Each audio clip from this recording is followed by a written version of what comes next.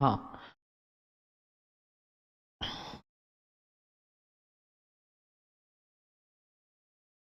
नमस्कार दोस्तों, मैं शांतनु यश आपके सामने आज आगे की मुद्दों पर बात करने आया हूँ।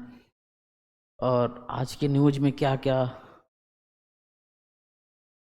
इश्यूज हैं उस पर आप तक पहुँचाने आया हूँ।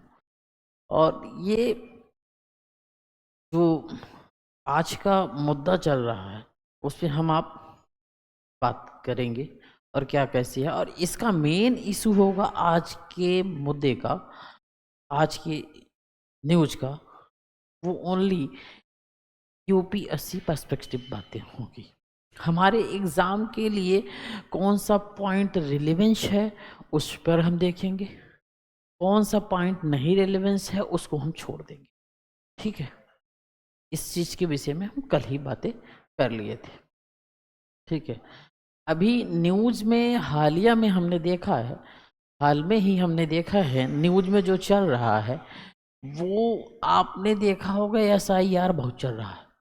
एसआईआर, एसआईआर मतलब समझ पा रहे हैं ना? Special intensive revision, special intensive revision, इस पे हम पहले भी बात कर चुके हैं, इस पे हम पहले भी बात कर चुके हैं, इस पे हम पहले भी बात कर चुके हैं कि ये मुद्दा जो चल रहा है स्पेशल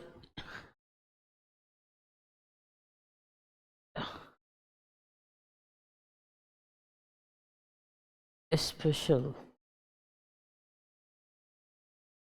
इंटेंसिव रिवीजन, ये जो इशू चल रहा है अभी हालिया में सबसे पहले कहाँ हुआ? अपने यहाँ से पहले बिहार में हुआ।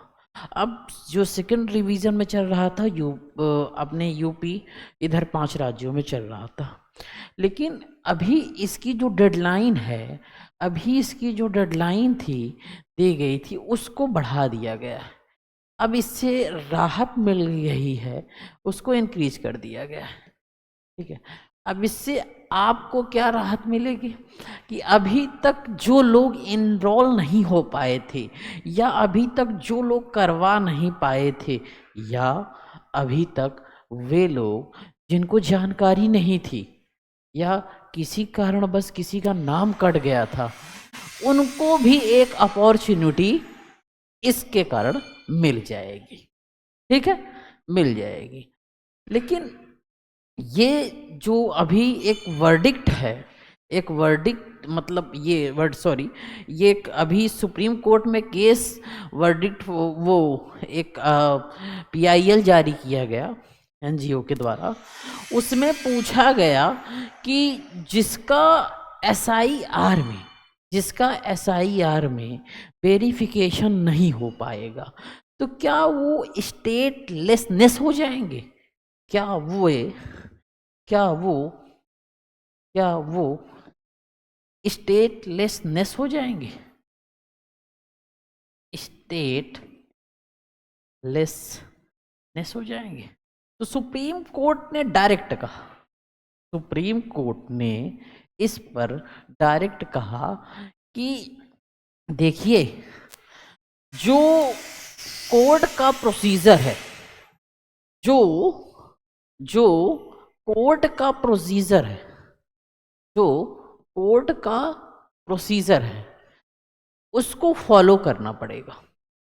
मतलब कॉन्स्टिट्यूशन, कॉन्स्टिट्यूशन और कॉन्स्टिट्यूशन, कॉन्स्टिट्यूशन मतलब जो रूल एंड रेगुलेशन है, रूल एंड रेगुलेशन है, उसको उस क्राइटेरिया को आपको फॉलो करना पड़ेगा। अगर उस क्राइटेरिया को आप फॉलो नहीं करेंगे तो आप CAA citizen amendment act 2029, citizen amendment act, citizen amendment act, citizen amendment act, CAA, citizen amendment act, amendment act 2029 के अनुसार आप वैलिड हैं, लेकिन आपका किसी, अब इसके वैलिड के अनुसार आप सोचें कि आप वोटिंग राइट आपको मिल जाएगा, तो दिस इज रॉन्ग। आपको जो क्राइटेरिया बना हुआ है उस सारे रूल को फॉलो करना पड़ेगा। उसके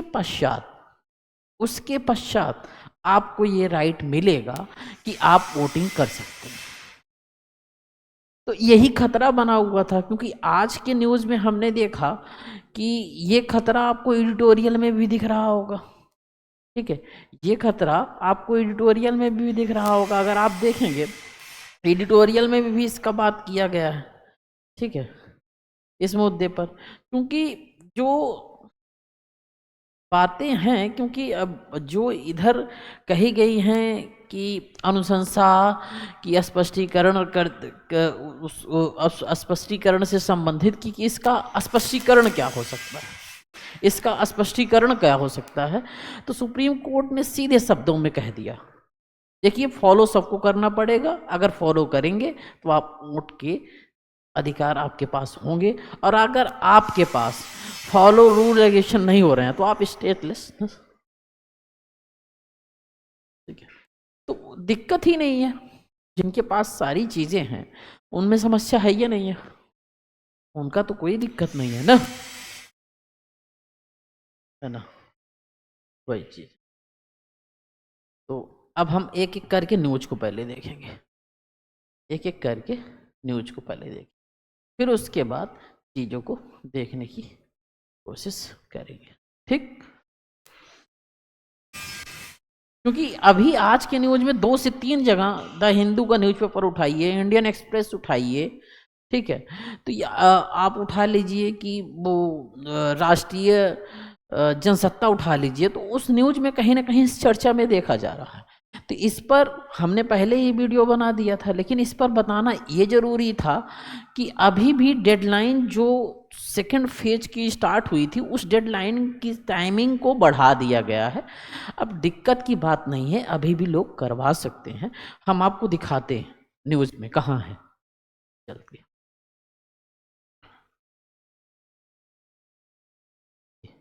हम न्यूज में आ गए। ठीक है, हम न्यूज में आ गए। ठीक है, अब न्यूज में आ गए हैं तो हम तुमको दिखाते हैं।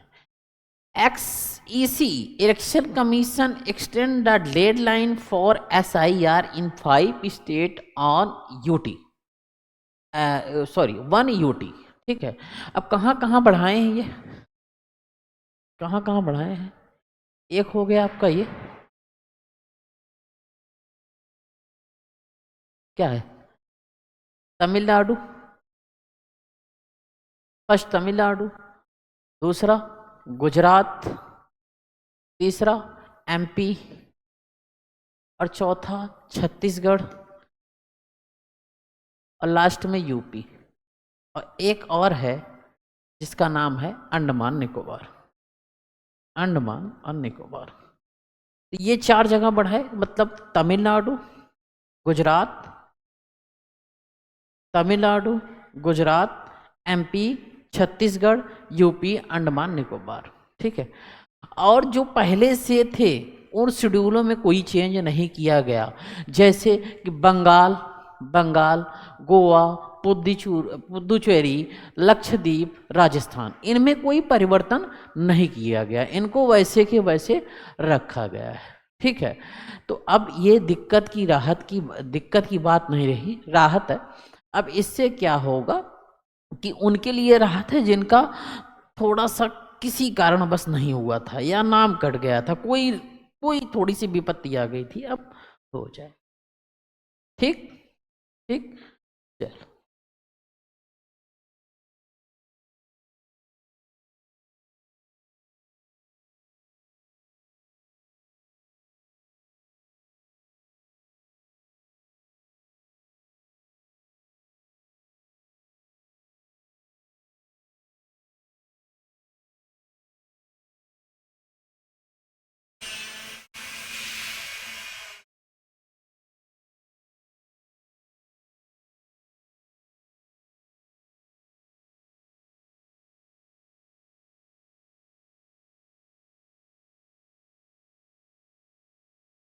ये न्यूज।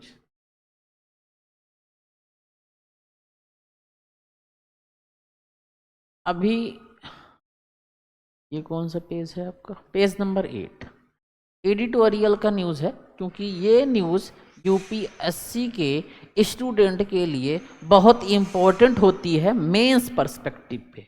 मेंस पर्सपेक्टिव के अकॉर्डिंग ये न्यूज़ बहुत इम्पोर्टेंट हो जाती है यूपीएससी के छात्रों के लिए, ठीक है। तो वो इस पर ध्यान से पढ़ें, और क्योंकि मेंस के क्वेश्चन भी मैं अभी आगे आपको दूंगा, मेंस के क्वेश्चन भी प्रोवाइड करवाऊंगा, जिससे कि आपके मेंस का एनालिसिस कर सकें कि मेंस का क्वेश्चन कैसे आएगा, ठीक है। जैसे इन्होंने कहा कि the strike reality of education cost in India, ठीक है, एजुकेशन कॉस्ट इन इंडिया की बात कर रहे हैं। हाँ भाई, अब इसको Santosh Kumar Das, assistant professor IRMA, Tribhuvan Sahkari university Gujarat, और Vachaspati Shukla, assistant professor, Sardar Patel institute of economics, Ahmedabad Gujarat, लोगों दोनों ने इस पर विचार किया है, ठीक है। तो अब इस पर क्या है, मेन इशू क्या है कि भारत के जो संविधान है, भारत के जो संविधान है, अब थोड़ा सा डिटेल में इस पे हम वो करेंगे, उसके बाद हम इसका सारांश समरी भी समझेंगे। भारत के संविधान के अनुच्छेद 21A, जिसमें 86वां 86 संविधान संशोधन 2002 में 6 से 14 वर्ष के बच्चों के लिए निःशुल्क अनिवार्य शिक्षा का प्रावधान किया गया था। कहाँ है, कैसे, ये इसमें आर्टिकल 21A अमेंडमेंट 86वां 2002 कॉन्स्टिट्यूशन में ये कहा गया था,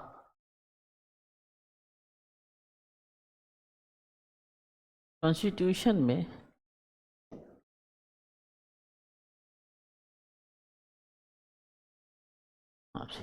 अब इसमें क्या कहा गया था कि ये जो अगर पूछ ले पहला क्वेश्चन, बहुत आसान क्वेश्चन, कि आर्टिकल 21A किस अमेंडमेंट के अनुसार आया, तो 86वां 86 अमेंडमेंट एक्ट 2002 अमेंडमेंट, ठीक है। अब क्या हुआ, right to free and compulsory year national education 2002, कितने 6 to 12, जो 21A 21A आर्टिकल में ये जो 86 अमेंडमेंट 2002 किस में आया था, आर्टिकल 21A किसके according, amendment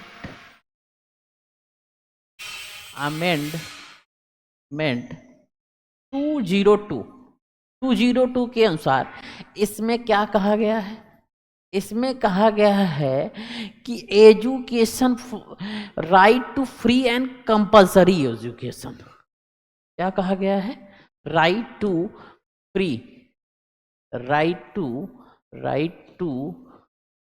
free and compulsory education, compulsory education,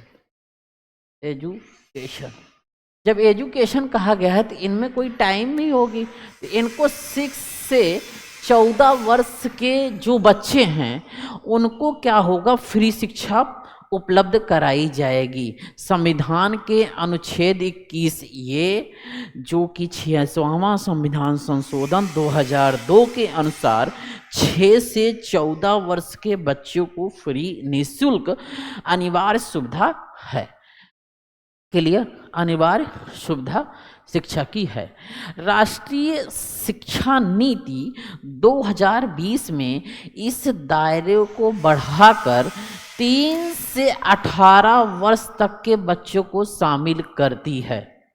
समझ में आ रही बात, मतलब जो राष्ट्रीय शिक्षा नीति है यानी ईपी, नेशनल एजुकेशन पॉलिसी। दूसरा क्वेश्चन कि नेशनल एजुकेशन पॉलिसी कब आया था?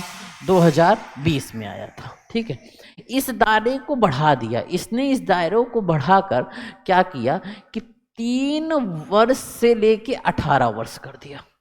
ठीक है, अब जो है जब इसका दायरा बढ़ गया, जब इसका दायरा बढ़ गया तो जिससे पूर्व प्राथमिक से कक्षा 12 तक के सर्वव्यापी शिक्षा का लक्ष्य निर्धारित किया गया। नेशनल एजुकेशन पॉलिसी का उद्देश्य 2030 तक माध्यमिक स्तर तक शिक्षा के सार्वभौमिकरण को प्राप्त करना है। समझ पा रहे हैं? मतलब जो 2030 तक शिक्षा का सार्वभौमिकरण करना है, 2030 तक यूनिवर्सल एजुकेशन टाइप का। जैसे ये क्या कह रहे हैं कि प्री टू हायर अर्थात 12 तक नेशनल एजुकेशन का उद्देश्य है कि यूनिवर्सल एजुकेशन कहाँ तक? सेकेंडरी लेवल 2030 तक प्राप्त करना है। ठीक है, अर्थात although education mean to be the free, many students still attend private schools where substantial fees charge and addition। अच्छा, ये बात हुई। तब जैसे ही 2030 तक प्राप्त करना है इनको, तो यद्यपि शिक्षा निःशुल्क होने की अपेक्षा है, फिर भी कई छात्र निजी स्कूलों में पढ़ते हैं जहां भारी शुल्क लिया जाता है। इसके अलावा अनेक कारणों से छात्र निजी कोचिंग भी लेते हैं, जिससे आर्थिक बोझ बढ़ता है, संवैधानिक गारंटी, इसकी न्यूज़ क्या है? ये क्या कहना चाहते हैं कि संवैधानिक गारंटी के बावजूद भी बुनियादी स्कूल शिक्षा कितनी महंगी है। माता पिता वास्तव में अपने बच्चों की शिक्षा, जो सिद्धांततः सरकार की जिम्मेदारी है, पर कितना खर्च करते हैं। NSS 80वां मतलब 80th राउंड अप्रैल जून 2025 का कॉम्प्रिहेंसिव मॉड्यूलर सर्वे एजुकेशन आया। इस प्रश्न का नवीनतम डेटा उपलब्ध कराता है नेशनल सैंपल सर्वे। अभी यहाँ पर ये देखो, ये एक डेटा आया जो कॉम्प्रिहेंसिव मॉड्यूलर सर्वे करता है किसका? Education latest data explore the question, प्रश्न का डाटा प्राप्त करवाता है। ठीक है, इस परिस्थितियों में जब प्रश्न का डाटा प्राप्त करवाता है, लेटेस्ट मॉडल का डाटा प्राप्त करता है, स्कूलों में जो स्कूलों में नामांकन होते हैं, स्कूलों में नामांकन की प्रवृत्तियां कैसे रही? जैसे राष्ट्रीय स्तर पर देख लिया जाए तो नेशनल लेवल पर 55.9 स्टूडेंट एनरोल्ड हुए हैं गवर्नमेंट स्कूल में। ठीक है, 11.3 प्राइवेट एडेड स्कूल में है, 31.9 प्राइवेट अनएडेड स्कूल में है। enrolled in private school much higher in urban sector than in rural sector। मतलब जो रूरल सेक्टर की अपेक्षा जो प्राइवेट स्कूल हैं वो शहरों में ज़्यादा एनरोल हुए हैं। Among the total school children in urban areas, अगर अर्बन एरियाज टोटल बच्चों के स्कूल की अर्बन एरिया देखें, क्षेत्र देखें, तो 51.4 प्राइवेट स्कूल में हैं, वहीं पर 24.3 रूरल एरिया में है। अर्थात 51.4 अगर शहरों की ओर देखें तो वो प्राइवेट स्कूलों में है, वहीं पर शहरों में वहीं पर अगर हम देखें जाके क्या कहते हैं गांव में, तो वहाँ पे 24% के एबव में हमें डाटा मिलता है। शहरों में हम देखें निजी स्कूल में इतना और इतना, मतलब कहने का मतलब कि शहर में जो डाटा हमें मिल रहा है, शहरों में जो हमें डाटा मिल रहा है वो गांव की अपेक्षा ज़्यादा है, 51.4 है। वहीं पर जो हमें गांव में डाटा मिल रहा है वो क्या है, 24.3। ये हम नहीं कह रहे हैं, ये आपका न्यूज कह रहा है, एनएसएस का सर्वे, नेशनल सैंपल सर्वे कह रहा है। ठीक है, अब जब ऐसी कहानियों को एनएसएस का जब 80th राउंड होता है हम जब जानते हैं, लेकिन इसमें भी अभी क्या है, लड़कों और लड़कियों के बीच की बात करेगा। थोड़ा सा इसको हम बढ़ाएंगे, ठीक है, ठीक है, अब आगे करेंगे ये।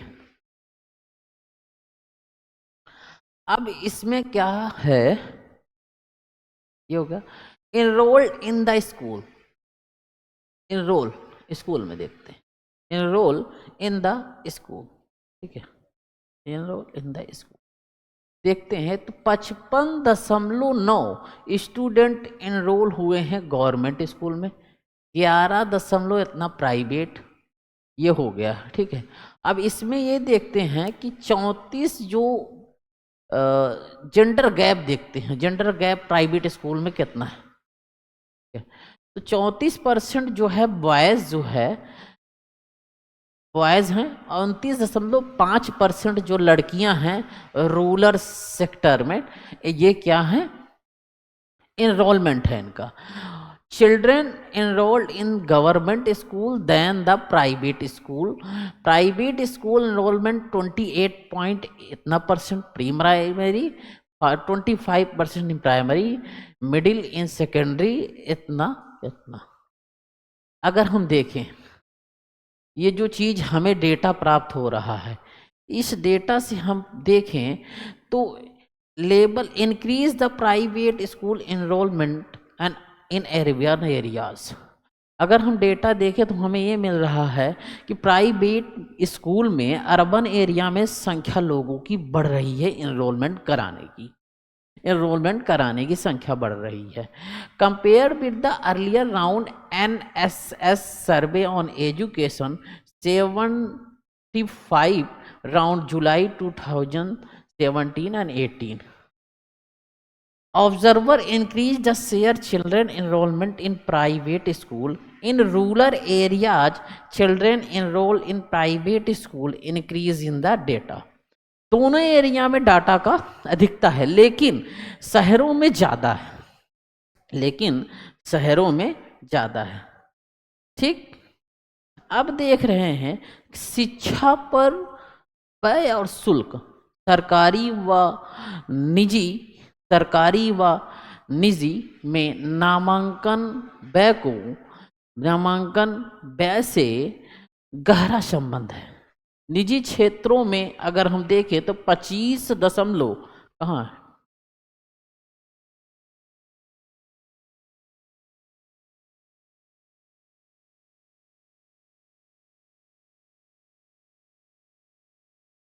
ये ये, ये देखें,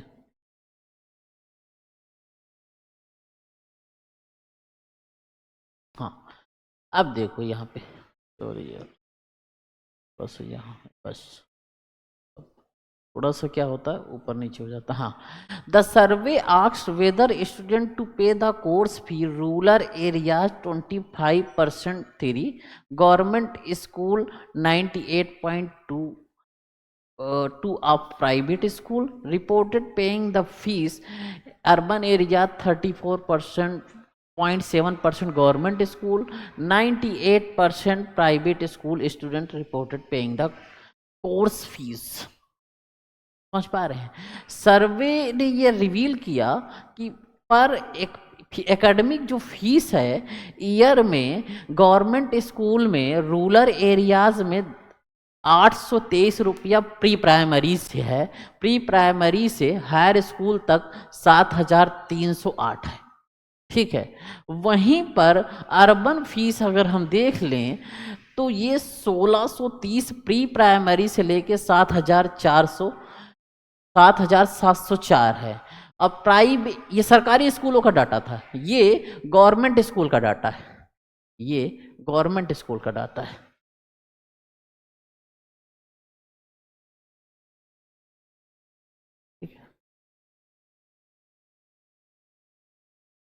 वहीं पर अगर हम देखें प्राइवेट स्कूलों में तो रूरल एरिया में 70,988 अर्थात 17,998 प्री प्राइमरी से लेकर 33,056 रुपीज़ हायर सेकेंडरी तक है। और अर्बन फीस अगर हम देख लें तो ये 26,188 प्री प्राइमरी, 49,075 इतना फीस। मतलब प्राइवेट स्कूलों, सरकारी स्कूलों की अपेक्षा प्राइवेट स्कूल के फीस बहुत हाई हैं। और ये भी देखा जाए ना कि अभी जब प्राइवेटाइजेशन हुआ है एजुकेशन का, तो उसमें भी ऐसी क्या कमियां आ रही हैं जो सरकारी स्कूल में नहीं मिल पा रही हैं, गवर्नमेंट स्कूल में ही मिल रही हैं। क्या कारण है?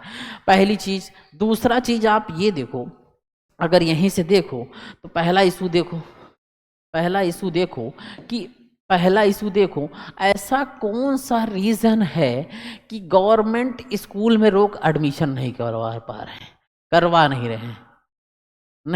रहे हैं? कौन सा रीजन है? अगर ये रीजन है कि वहां पर टीचर अच्छे नहीं हैं, तो उसको सर्वे किया जाए। अगर टीचर अच्छे नहीं हैं तो वो भी टेस्ट दे के आते हैं, एग्जाम दे के आते हैं, तो गवर्नमेंट एग्जाम लेके वो करती है, तो इस पर कोई वो नहीं है। अगर लोगों की आइडियोलॉजी और लोगों की मानसिकता में अगर परिवर्तन नहीं हो पा रहा है तो उसके लिए कोई स्कीम चलाया जाए। ठीक है। या अगर ऐसी ही चीजें हो रही हैं तो एक ऐसा स्कीम लाया जाए कि जितने भी सरकारी कर्मचारी हैं उनके बच्चे वहां वहीं पढ़े, कुछ ऐसा चलाया जाए। अगर जब तक कुछ ऐसा मुद्दा नहीं होगा तब तक सरकारी स्कूल का रेशियो कम ही रहेगा। लेकिन एक चीज और है, वहीं पर हम देखते हैं कि ये प्राइवेट स्कूल का जो बीच का बैरियर हो रहा है, कारण है कि जो गरीब बच्चा जो है गांव का, वो पढ़ रहा है क्योंकि कैपेबल है नहीं कि फीस दे ले। वो जब वो कैपेबल नहीं है तो वो जाएगा सरकारी स्कूलों में। वहीं पर गांव में ही और शहर में भी जो कैपेबल है वो प्राइवेट स्कूलों में जा रहा है।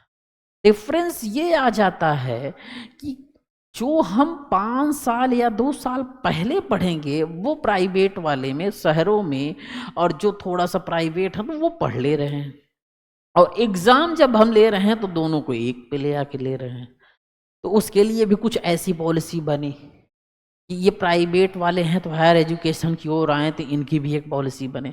तो ढेर सारी पॉलिसियां बननी चाहिए, और लोगों की मानसिकता। और दूसरी चीज ये है कि प्राइवेटाइजेशन भी जरूरी है, क्योंकि जैसे जैसे पॉपुलेशन बढ़ेगी, इंक्रीज करेगी, तो गवर्नमेंट सारी सुविधाओं को एक साथ तो नहीं दे सकती ना।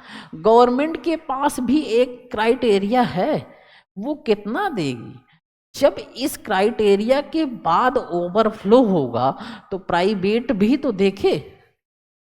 ठीक है। अब मुद्दा दूसरा है कि एजुकेशन का जो ये इनिशिएटिव है, अब ये इनिशिएटिव जैसे कह सकते हैं कि मतलब नवाचार टाइप का आया है कि लोग इसको प्रोफेशन से जोड़ के देख रहे हैं, क्योंकि कहीं ना कहीं जीविका का माध्यम बन गया है।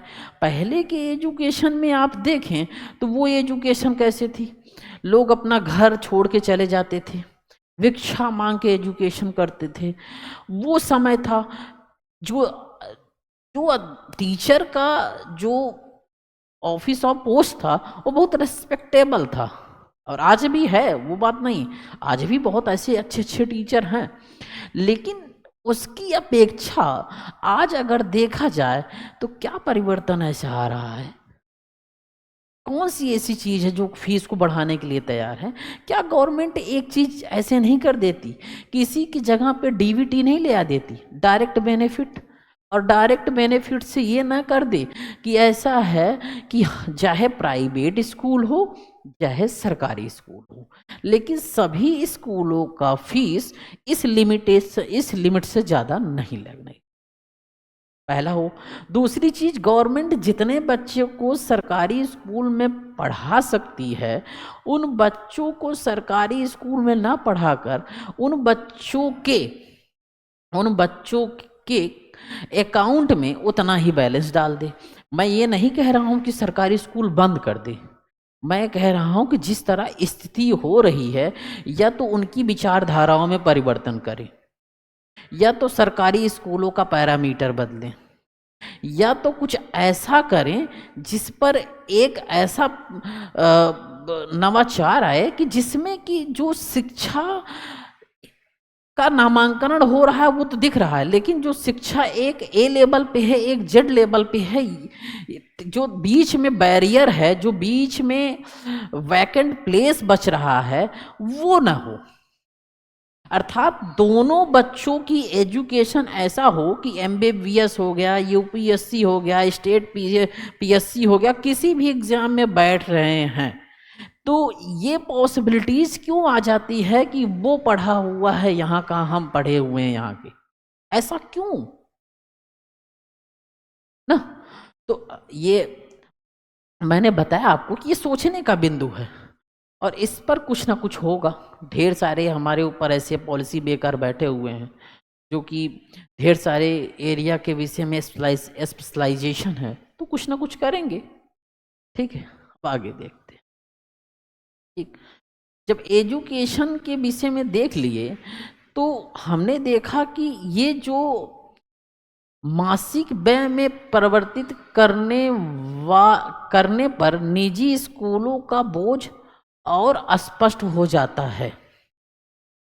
ठीक है, ग्रामीण क्षेत्रों में मासिक व्यय देखें तो प्राइमरी का ये रेट है, वहीं पर प्राइवेट स्कूलों का देखें तो ये रेट है, वहीं पर निजी ट्यूशन की व्यापकता हम देख रहे हैं, ट्यूशन बढ़ता जा रहा है, तो माँ बाप उसको कितना अफोर्ड कर पाएंगे? उनकी भी एक लिमिटेशन है, उनकी भी नौकरी में अगर प्राइवेट नौकरी कर नहीं रहे हैं, प्राइवेट कर रहे हैं तो वो पैसा बढ़ ही नहीं रहा है, लेकिन बच्चों की कोचिंग फीस, बच्चों के प्राइवेट में स्कूल में पढ़ाना, वो अलग बोझ तले दबते जा रहे हैं, वो अलग एक एंजाइटी में चले जा रहे हैं, तो वो समस्या है। ठीक है, अनुसंधान जो हमारा है बताता है कि उच्च आय, बेहतर शिक्षित अभिभावक और शहरी निवास निजी ट्यूशन की मांग से जुड़े हुए हैं। समझ नहीं पाए? अर्थात अनुसंधान जो है, अगर आय आपकी ज़्यादा है, आय आपकी ठीक है, और बेहतर शिक्षित अभिभावक हैं, तो शहरी निवास निजी ट्यूशन की मांग से जुड़े हुए हैं। जिनकी आय, अब वैसी भी बात है ना, जिनकी आय अच्छी होगी और वो एजुकेटेड होंगे तो अपने बच्चे को अच्छी जगह पढ़ाना चाहेंगे ना। जाहिर सी बात है, आप ही सोचिए ना कि आप की आय अगर 1.5 लाख रुपया महीना है, आपके पास कोई एक बच्चा है या दो बच्चा है, दो बच्चे हैं और आप दोनों लोग कमा रहे हैं, मिल के 3 लाख है, तो आप अपने बच्चे को प्राइमरी में पढ़ाएंगे? प्राइमरी में पढ़ाएंगे? तो ये सोचने की बात है कि हमारी विचारधारा ऐसी क्यों, हम क्यों ऐसे सोच रहे हैं, ऐसा कौन सा तरीका है जो हमारे सोच में परिवर्तन कर सकता है, ये एक मुद्दा है। ठीक है, और इस पे सोचना चाहिए, हम सभी को सोचना चाहिए कि ऐसा क्या है। ठीक है, अब हम देखें कि निजी स्कूलों में पढ़ने वाले छात्रों में कोचिंग की प्रवृत्ति अधिक है, क्योंकि कई निजी स्कूलों में शिक्षक कम वेतन और कम योग्यता वाले होते हैं, जिससे छात्रों को अतिरिक्त सहायता की आवश्यकता होती है। समझ नहीं पाए कि मतलब निजी स्कूल में वेल क्वालिफाइड टीचर नहीं होते हैं, वहाँ पे आए वो अपना डेकोरम पूरा किए, पढ़ाए। अब बच्चे को पेपर देना है, उस स्टैंडर्ड लेवल की जो नॉलेज होनी चाहिए, जो अंडरस्टैंडिंग होनी चाहिए, उसके पास नहीं है। अब उसे दूसरी जगह कोचिंग के रूप में शिक्षा लेनी पड़ेगी, और जिस तरह अगर वो लेगा तो आप सोचिए कि अब ट्यूशन का अतिरिक्त जो बोझ बढ़ रहा है, वो इससे उनके परिवारों के लिए क्या महंगा नहीं होगा? वो महंगाई बढ़ेगी ना परिवारों के लिए। अब बात करते हैं कि यह प्रवृत्ति गुणवत्ता शिक्षा तक, यह प्रवृत्ति गुणवत्ता शिक्षा तक आसमान पहुंच आसमान को बढ़ा रही है। मतलब समझ नहीं पाए, असमानता को बढ़ा रही है। असमानता, सॉरी, यह प्रवृत्ति जो गुणवत्ता वाली शिक्षा एजुकेशन है, क्वालिटेटिव एजुकेशन है, ये कहीं ना कहीं असमानता की ओर ले जा रही है और सार्वभौमिक शिक्षा के सिद्धांत को चुनौती दे रही है। सरकारी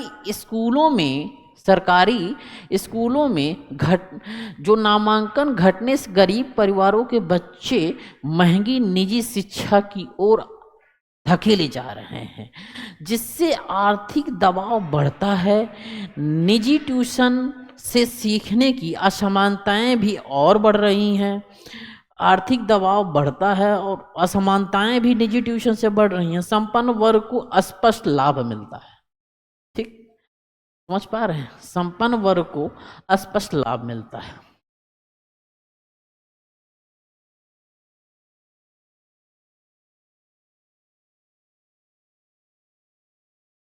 यही कहीं था ये।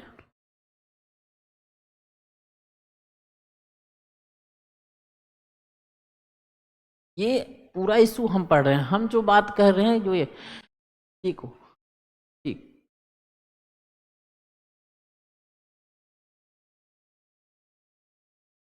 Additionally, growing private tuition phenomena contributes to widening the learning inequalities.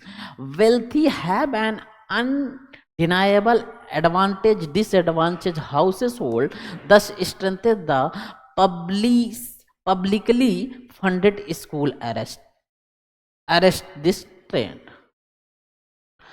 Addressing the challenges require urgent reform, strengthening the quality accessibility government school in paramount to ensuring education remains right to not a 2024 study the economics Agrawal, Parul Gupta and Devashish Mandal published the journal Development Studies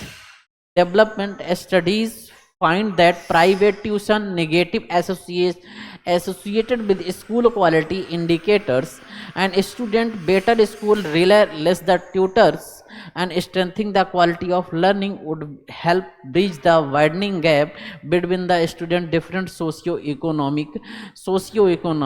Only through the efforts we can move towards the achieving truly the equitable education for all India.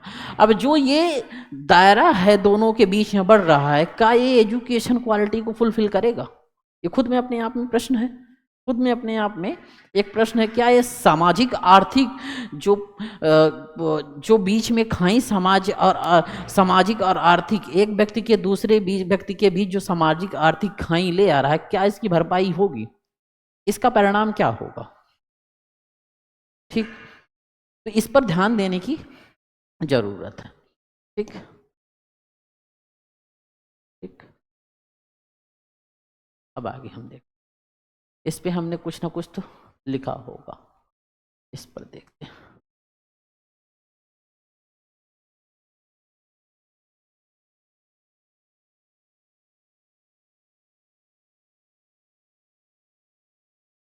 ये news थी, ठीक है, ये news आपको हमने पढ़ाया, बताया।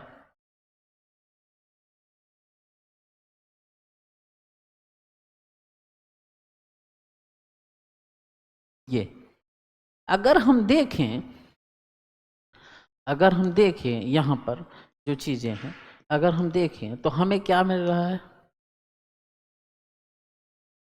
कि despite the constitutional guarantee of free education and as data so that the many students rely on costly private education, private school and coachings, placing heavy financial burden to low income families. अब low income families, this the trend widens learning inequalities in strengthening the quality of publicly funded school is essential to ensure the equitable universal education.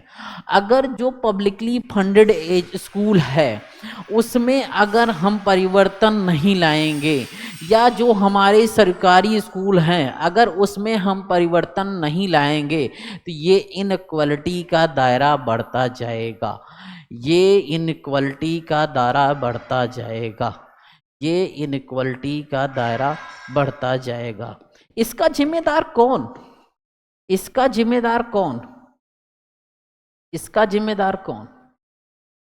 क्या क्या क्या ये बच्चा पढ़ा इसके लिए जिम्मेदारी है? क्या ये बच्चा सरकारी स्कूल में गया ये जिम्मेदारी है? इस बच्चे की क्या गलती है? इस बच्चे की क्या गलती है? इस बच्चे की क्या गलती थी?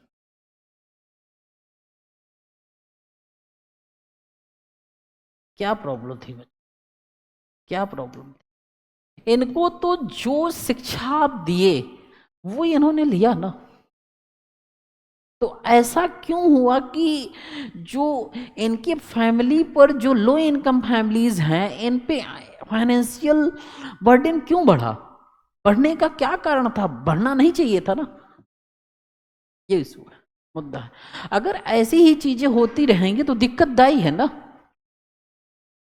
ठीक, वहीं पर हम आगे देखेंगे थोड़ा सा।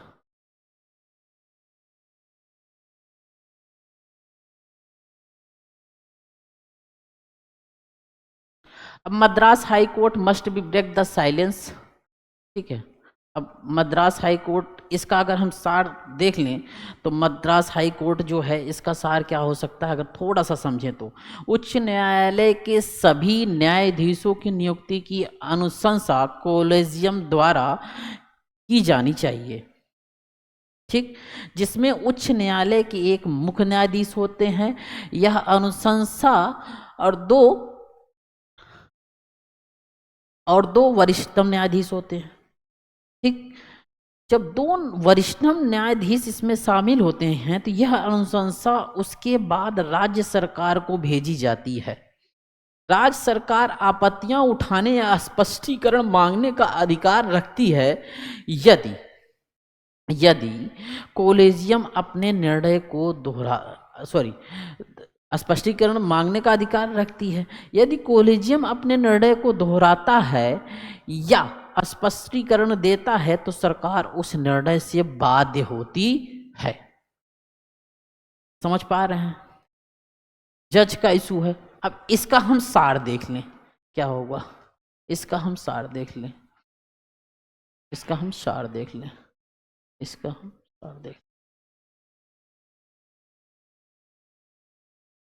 Collegium, The Madras High Court,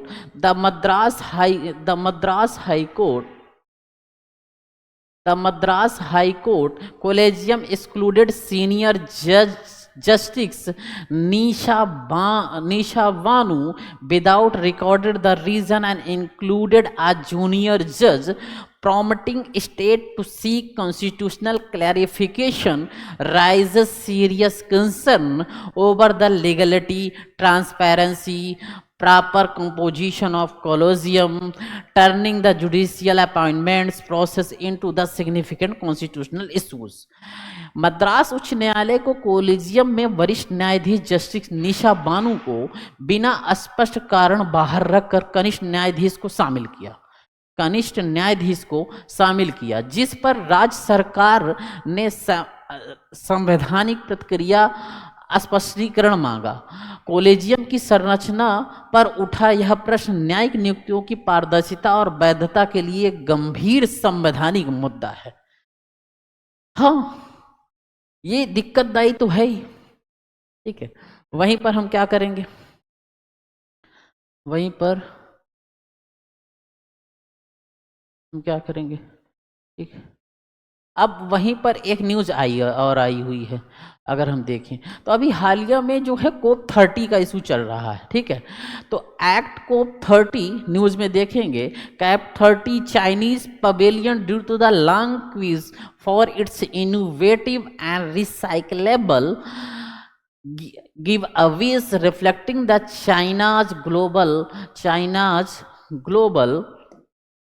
global manufacturing strengthen. In contrast, India's pavilion remained the simple, largely empty. Conference highlighted divide between developed nation and like-minded developing countries over the fossil fuels adaptation, finance and disrupted fire near the Africa. कुल मिला के question ये है, अभी जो China में एक वो हुआ कल्चरल वो, तो उसमें कोप 30 के अनुसार जो ये हुआ, चीनी वहाँ पर जो चीनी लोग थे अपना एक वो किए, और इसके तहत ये था कि वहाँ पर जो पर्यावरण को सही करना है, जलवायु के मुद्दे को देखना है, जो भी चीज़ें बनानी है वो डिग्रेडेबल होनी चाहिए, मतलब ऐसा नहीं कि प्लास्टिक चीज़ें होनी चाहिए।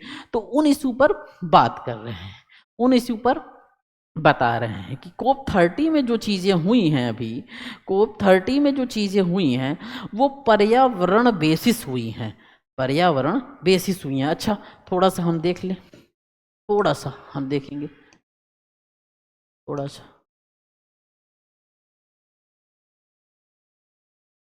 ये देखो, कोप 30 क्लाइमेट टॉक्स, ठीक है, ये कहाँ हुई है, बेलेम ब्राज़ील में हुई हैं।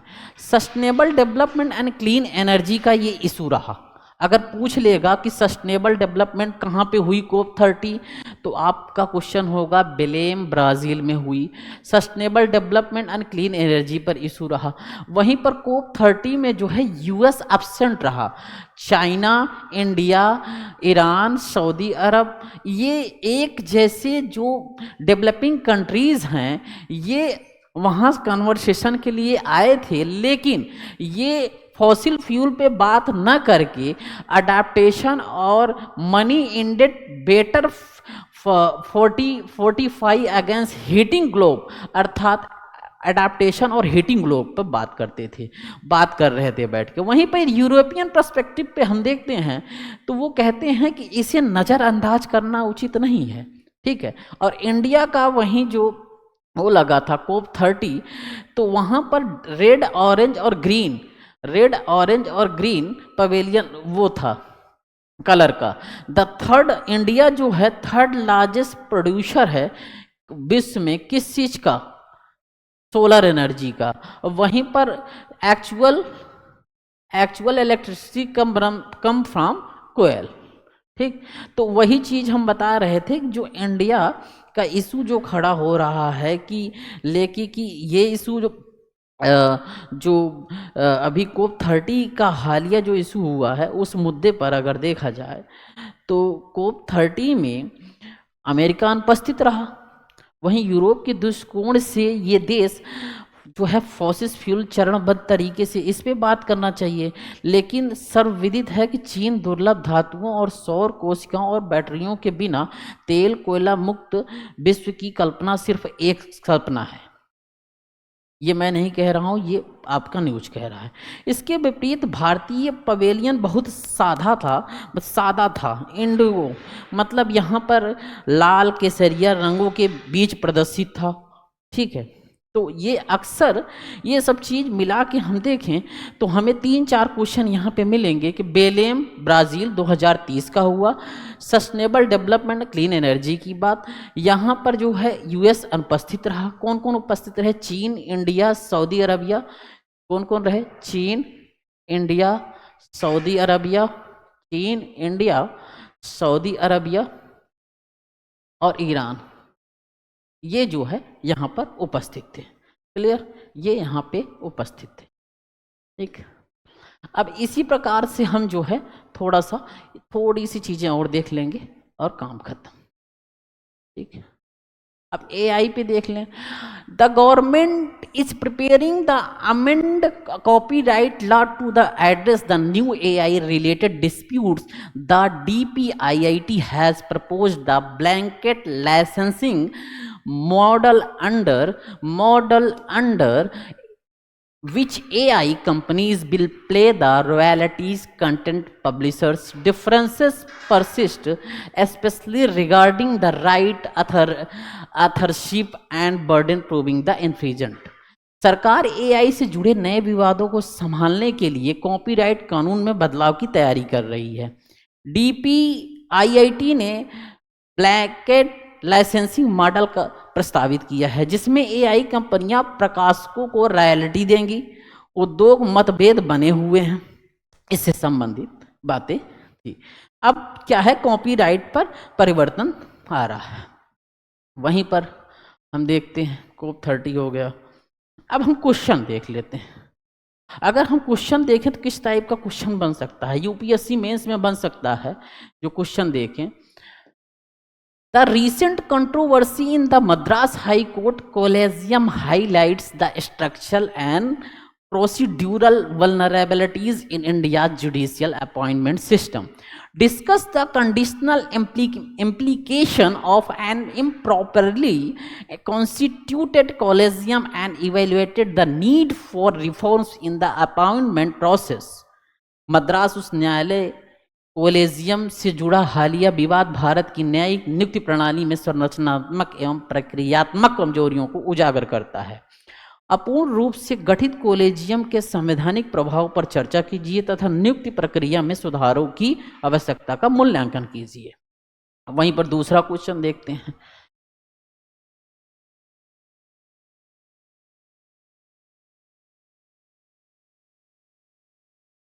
Despite the constitutional guarantee of free and compulsory education, rising private school enrollment and growing the dependence on private coaching reflect the deep structural inequalities in India's education system. Discuss the implication of increases education cost on cost on equity and access, and suggest policy measures to the strengthen public schooling.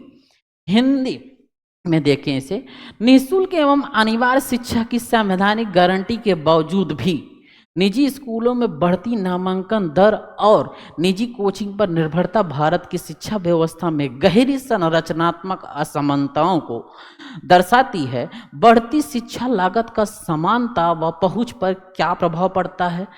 सार्वजनिक विद्यालय प्रणाली को सुदृढ़ करने हेतु नीतिगत सुझाइए। अब AI पे देख लेते हैं।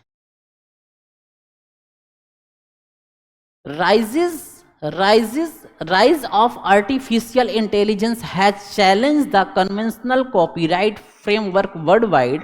In the context of India's proposed blanket licensing model of AI training, critically examine the legal, ethical, economic implication of shifting the burden of proof on to AI developers. Suggest safeguards for a balanced copyright regime. कृत्रिम बुद्धिमत्ता के बढ़ते उपयोग के पारंपरिक copyright व्यवस्था को चुनौती दी है। भारत के प्रस्तावित ब्लैंकेट लाइसेंसिंग मॉडल के संदर्भ में एआई डेवलपर्स पर प्रमाण भार स्थानांतरित करने के कानूनी, नैतिक, आर्थिक प्रभावों का समालोचनात्मक परीक्षण कीजिए। संतुलित कॉपीराइट व्यवस्था के लिए आवश्यक सुरक्षा उपाय सुझाइए। ठीक,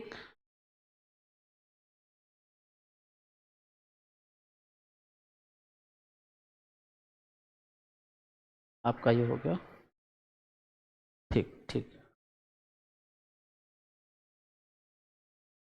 thank you for watching. Thank you so much.